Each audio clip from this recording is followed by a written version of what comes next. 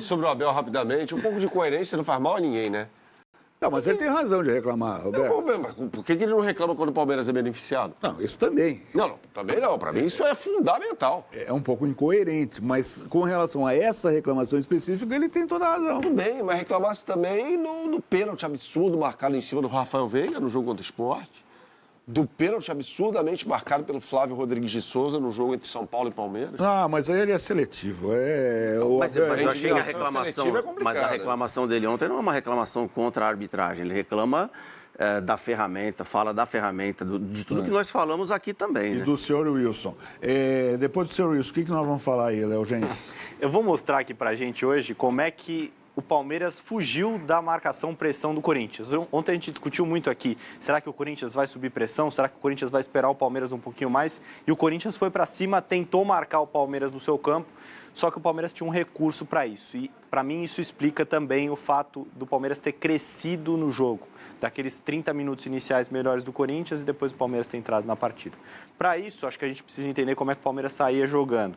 Com os seus dois zagueiros e Aníbal Moreno, no caso, no meio desses dois. Quais eram os encaixes de marcação? Como é que funcionava a marcação individual do Corinthians? Um jogador do Corinthians para um do Palmeiras. Então, nesse caso aqui, Memphis vigiava Gustavo Gomes, Yuri Alberto vigiava Bruno Fux. No caso, o Garro era quem acompanhava o Aníbal Moreno, 3-3, e aqui você vai ter esses jogadores de meio campo. No caso, o Carrídio, que era esse volante do lado direito do Corinthians, saía para ir buscar o Piquerez, que era o lateral esquerdo do Palmeiras, e era essa situação que causava certo desequilíbrio para o Corinthians na hora de defender. Por quê? O jogador-chave para o Palmeiras sair da marcação do seu adversário era Facundo Torres, acho que até um cara pouco valorizado pelos jogos que tem feito nessa nova função. Por quê? À medida que o Facundo Torres vinha para dentro e não funcionava como um ponta aberto, ele vinha jogar aqui por dentro, ele criava uma situação e um desconforto para o Corinthians nessa faixa aqui do campo que eu vou sublinhar para a gente. Por aqui, o Palmeiras tinha superioridade numérica por dentro do campo.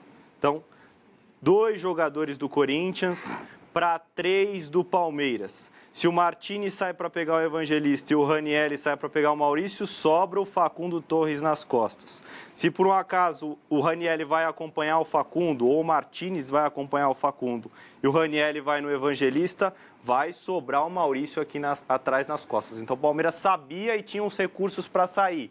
Com imagens acho que vai ficar bem mais claro para a gente identificar. Aí estão bem determinados os encaixes. Então uma bolinha branca do Corinthians para uma verde e esse ponto, essa conexão com uma seta.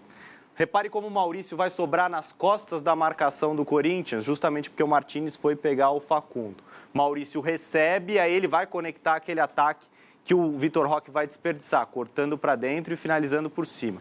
Não foi a única vez em que isso aconteceu. Mais uma vez o Corinthians encaixa essa marcação, cada um no seu, marcação individual. Mas repare como no lado direito aqui embaixo, o Bidu está na dúvida. Vou no Facundo, porque ele fez esse movimento mais para dentro, ou fico no Giai, que está mais aberto? O Bruno Fux tem uma ótima leitura da jogada, ele se movimenta nas costas do Yuri Alberto, que é o jogador que deveria marcá-lo. A partir disso, Carrídio e Ranieri têm que sair para pegar o Bruno Fux.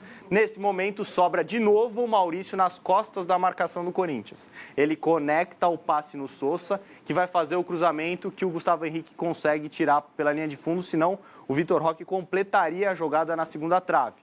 Mais uma vez, para não deixar dúvidas, marcação do Corinthians totalmente encaixada, 1 para 1. Repare no Facundo Torres agora como ele vai fazer o gesto, pedindo a bola, recebendo nas costas dos volantes do Corinthians. O Bruno Fux faz uma boa leitura da jogada, executa o passe, o Carrídio sai da ponta e vem para dentro, a bola sobra no Sousa e a partir disso o Palmeiras vai conectar o seu ataque. Vai sair do lado direito com o Giai, vai transitar lá para o lado esquerdo, o Piquerez vai fazer o passe para o Maurício, que vai devolver no Piquerez, sai o cruzamento para a área, o Sousa vai finalizar e é travado, para depois o Giai finalizar e o André Ramalho corta em cima da linha. Aquela segunda jogada lá, Léo, desculpa, é interessante que o Palmeiras estava no ataque. E aí ele volta a bola até a defesa e aí ele reconstrói aquela jogada que o Sousa sai pela ponta ali. O Palmeiras já estava no campo de ataque, então ele volta para a defesa, aí o Corinthians sai para fazer essa marcação e o Palmeiras cria essa jogada que aconteceu o jogo todo mesmo. O Leozinho bem demais. Só dar uma informação aqui, o Bruno Fux teve um edema constatado mesmo. Muito provavelmente estará fora no jogo da semana que vem. O Bruno Fux estava jogando muito bem ontem. O Mikael entra, acho que o Palmeiras não leva o gol por causa do Mikael. Com certeza. É um jogador, claro, que não está no nível. O Fux está na melhor fase da carreira dele, tá? O Murilo é muito melhor, mas o Mikael dos 4 é o mais fraco. Sim. Mas, definitivamente, o Palmeiras não toma gol por causa do Mikael. Olha Eu aqui. acho que ele foi pouco testado ainda. Eu acho que ele teve um erro grave no gol do Yuri Alberto no 1-0 do Allianz Parque na primeira decisão. E depois ele foi perdendo espaço para o Fux. Acho que é um jogador que pode ser mais testado para uma avaliação melhor nossa de como ele, do potencial que ele pode atingir. Ô, Berna, essa rodada de fim de semana do Campeonato Brasileiro será esvaziada. O Corinthians enfrenta o Fortaleza em casa, enquanto que o Palmeiras pega o Vitória na Bahia. Eu acho que a relação do Palmeiras com esse jogo, com o Vitória, seria diferente se o Palmeiras tivesse empatado o jogo ontem. Acho que o Palmeiras vai precisar ganhar esse jogo do Vitória. É lá no Barradão. É um time do Vitória muito irregular. Tá? O Palmeiras tem mais time, evidentemente, do que o Vitória. Mas acho que o Palmeiras vai... Porque não pode deixar o Flamengo escapar. Exatamente. E sobre o Corinthians...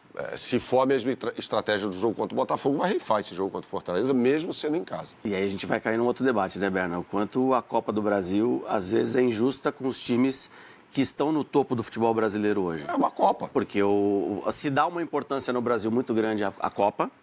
Então, por exemplo, o Flamengo, se ele for eliminado nas oitavas de final... o mundo cai para o Felipe Luiz, porque não pode deveria, e, tal, né? e não deveria. Não deveria. Então, ele fica sempre, o técnico sempre fica numa sinuca de bico, porque o Corinthians pode chegar em 10º no Brasileiro se ele eliminar o Palmeiras. Não, o Corinthians não vai ser campeão brasileiro. Então ele pode tirar O todo Corinthians já mundo. não está mais em competições sul-americanas, foi eliminado nas duas, aliás. Ele pode tirar todo mundo no final de semana e jogar com um time fresco contra o Palmeiras. O Palmeiras busca a liderança. E ele não pode fazer a mesma coisa, então ele não tem a mesma Se perde para o Vitória igualdade. e perde para o Corinthians na quarta-feira, o mundo cai. E tem, Agora- tem um fator que pode ser determinante aí, né? O Palmeiras viaja para enfrentar o Vitória fora de casa, viagem teoricamente longa, e o Corinthians disputa o seu jogo como mandante. Então, nesse caso... E o jogo do Palmeiras é depois O jogo do Palmeiras é depois do jogo do Corinthians. Eu acredito que o Abel vai usar o controle de carga e vai escolher uma equipe mais alternativa para esse duelo. Se o jogo fosse em São Paulo, acho que seria mais fácil para o Palmeiras. Como tem uma viagem longa aí no meio, eu acredito que o Palmeiras vai usar um time Muito alternativo. bem. Antes de